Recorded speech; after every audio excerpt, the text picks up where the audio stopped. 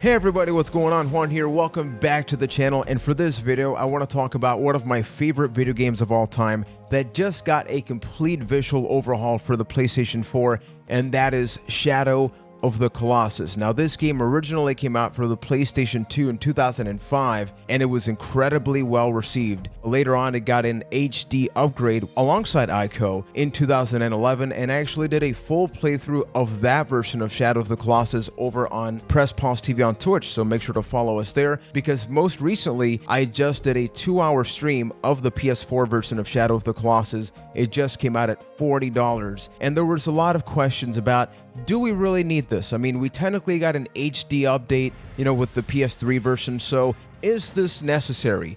And honestly, I believe that the answer is yes, because a lot of people just didn't get a chance to play this game originally. Thinking about games that came out back in the day, people definitely played more first-person shooters or Call of Duties than games like ICO or Shadow of the Colossus. And thanks to games like Dark Souls, Demon Souls, a Monster Hunter World, gamers are becoming a little bit more open about the games that they're willing to experience and invest in. So before I keep talking about this, I actually want to get your feedback directly and get you to thinking about what's your take on remakes, remasters. This one, the gameplay, it's basically the exact same. There's a couple of things that I'll get to, but visually, that is the main difference compared to the original games, whereas something like the Final Fantasy remake, that one's completely changing the actual gameplay.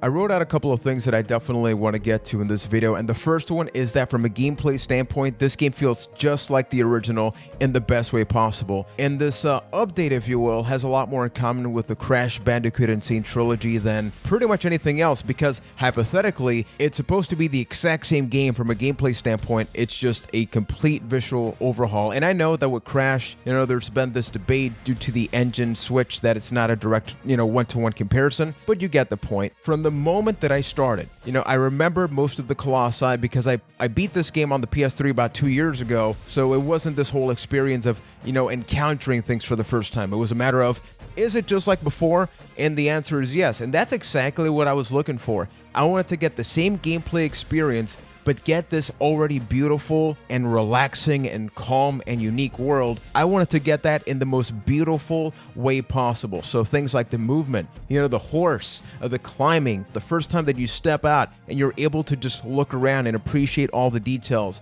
When you're going by that stone bridge, those are the things that I can definitely appreciate. And keep in mind that I played this on a normal PlayStation 4. I've seen some pro footage, and man, if there's a game that would tempt me to get a PS4 Pro, but I still won't, it's definitely this one. The second thing I want to get to is actually pretty similar because I'm still talking about the graphics, but they definitely realized that they built a beautiful game, so they definitely got to get some mileage out of that. So 2 features that they added, one of them is actually a filter mode. So much like a phone app, you can press the options button on your PS4 controller and you get different options. You can have it look natural, vivid, you can add a film grain, you can actually slide the thing to figure out, how intense or how subtle you want the filter to be. So I was even thinking to myself, well, maybe a cool filter actually applies more for like a water-related boss, whereas if I'm in a sand stage, I want to have that look as vivid as possible because you have the sun right directly there, and to complement that, you also have a photo mode. So think about, you're putting the filter, but then you can actually climb the Colossi, and even if you're like failing as you're climbing, you can think, okay, so if I'm jumping, even if I die, it's like I can take a picture in this point, and this will look pretty awesome, and just like the perspective of the things, and just when you're about to stab, how creative can you get with all of that? And obviously, because this is all completely shareable, it's a completely different way to look at this game, especially if you're somebody like me that already completed Shadow of the Colossus. It gives you an added incentive because you can appreciate the game from a visual standpoint and actually just get to have some fun in the process. At number 3, this is also a fairly subtle, although maybe the biggest change out of all of them. When they first announced this, myself included, everybody was going, please, for the love of God, swap the triangle button for the X button. If you've never played this game, you actually have to jump with the triangle button, and in the original versions, there was no way to change that. And if you're used to like any other logical control scheme, it just didn't make any sense. So they actually have a modern one, a classic one. The shoulder buttons can also be swapped out, so it's a lot more logical to climb with the R2 and then jump with X, and it made it for a much more enjoyable experience experience. There was this one part when you're climbing this whole thing and you got to jump and grab onto the ledge. When I first played this on the PlayStation 3 and the 2, I kept falling and failing and failing and failing, and I'm talking like 10 to 20 minutes. It was kind of embarrassing. And in here, I got it on my first try because it was a much more natural controller layout. So if you're somebody that has already played the previous ones, but you're looking for another incentive to check this one out, you can press X and he jumps, people. He jumps. At number 4, this is probably another one of the reasons that I wanted to get this game. Because I had already beaten it, I wasn't going in just thinking, okay, so I'm just gonna like rush in, speed run. No, I actually wanted to appreciate the surroundings. One of my favorite parts of my first playthrough of Shadow of the Colossus was kind of getting lost and just figuring out all the little details. There's been people, finding hints and contemplating about whether or not it's actually a real thing. So one of the first things I did when I finally got into the game is just to have my character stand right there and look around and appreciate things. If I go to the bridge, stop and look around. I think a game like Shadow of the Colossus is like a moving art piece, and let me know if you agree with this comparison, because it's just so stunning, and it's not in the high fidelity, high definition, the polygons. It's beautiful in the sense of this empty world where it's just you, your horse, the girl, and the Colossus, and your direct objective, and the obstacles that you have to overcome. And just being able to experience that in an artistic style is exactly why I was looking forward to getting this game the moment that I saw it was going to get this upgrade. At number 5, and maybe the biggest thing that everybody's talking about, the PlayStation 3 collection featuring ICO and Shadow of the Colossus cost $40, which is the same price as this one by itself on the PlayStation 4. So is it worth it at $40? My answer is, whether you've played it previously or not, yes, because this game, it came out in 2005, is still one of the most unique video game experiences that I've ever played. And if anything, I'm actually surprised that we haven't seen a lot more games like this. Like, yeah, we've gotten Titan Souls, we have gotten similar things, but not to the same magnitude. Obviously, I'm assuming it's pretty costly to develop something like this, but just a video game where you have that one objective. There's nothing in between. It is just about doing that.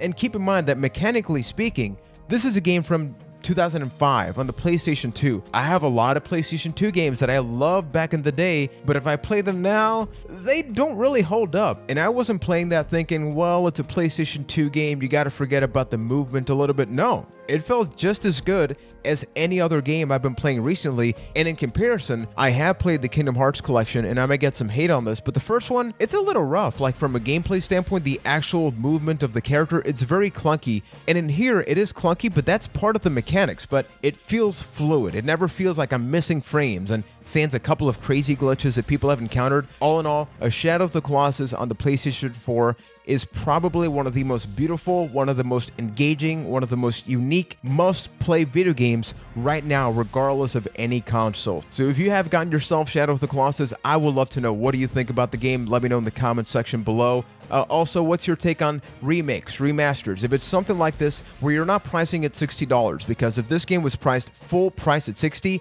I think we would have had a different conversation, and I definitely would have waited for a price drop. And keep in mind, with something like Gamers Club Unlocked or something, you can't get these games for a little bit cheaper, so there's also another thing to consider. So overall, those are my thoughts about Shadow of the Colossus for the PlayStation 4. And folks, ladies and gentlemen, if you like this video, help me out with a huge thumbs up, subscribe, and check out everything else that we have going on right now on the channel, including the Press Pause Game Club. It's going on right now on Twitch. We got the Discord channel. We're talking about It'll Do 2 Plus. We're playing it on the Nintendo Switch, but we have people that have downloaded it on Steam.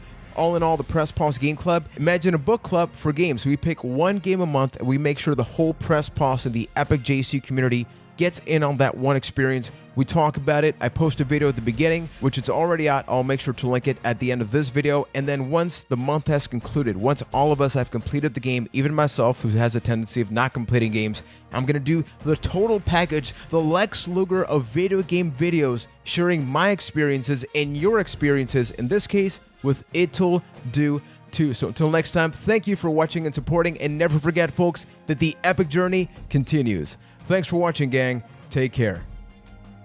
No, seriously, there's some really bad games. I mean, we already did Bad Boys Miami Takedown, but there's other games that I love, but it's like, I don't know if I should play for more than 5 minutes because I feel like my childhood is going to be crushed into the ground.